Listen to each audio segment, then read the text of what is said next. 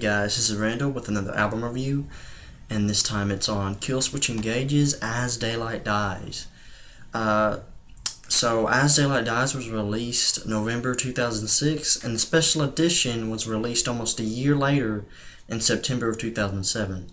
The regular edition has 11 tracks, 4 bonus songs on the special edition for 15 tracks on the special edition for that, and the special edition has a pretty lengthy runtime of about an hour or so. And to be honest with you guys, this is my first Killswitch Engage album. It's really the first time I've given these guys an honest chance, although I've almost always known about them. And you know what? After warming up to it, I really just couldn't stop listening to the album. It's a really great album. Some of my favorite songs off this album are As Daylight Dies, which is an awesome opening. It's overall very heavy. The chorus, which is sung, is a whole lot heavier than some of the other singing that's on the record. My Curse, which is just an overall awesome single. It's melodic, heavy, and it really just mixes those two ingredients of the song really well. And again, the singing of the song is heavier than a lot of the other tracks off the record. Eye of the Storm, very catchy, great chorus. Had it stuck on my head for hours before I listened to it again. B1, which is one of the bonus songs, very energizing song, very good chorus. I liked the chorus a lot. Holy Diver, the end of the special edition. It's a cover of a Dio song. It's one of the best covers I've ever heard, and again, it's very catchy. It's a real nice cover. It's very catchy. It will undoubtedly get stuck in your head. But anyways, by the way, don't shy away from the rest of the album just because I pointed out some of my favorites. Be sure to check out each song off this record because it's a really good record. It's just, all the songs are pretty good. They're really good.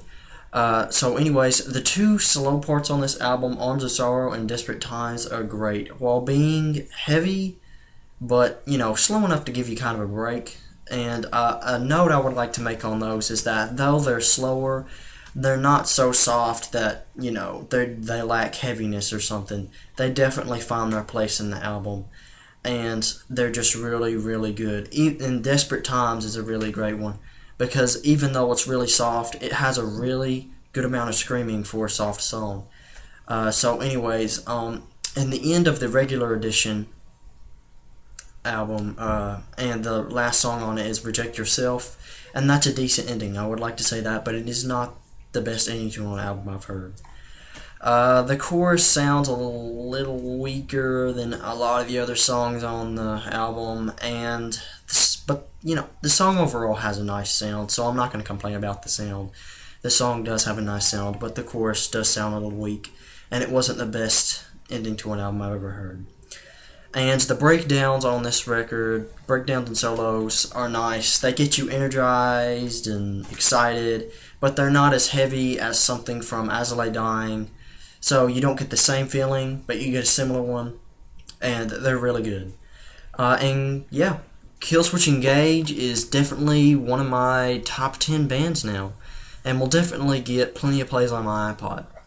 So yeah, I recommend this album to Killswitch Engage fans who don't already have it, and I recommend it as a first to people who are wanting to buy their first, because this is my first, and I liked it a lot.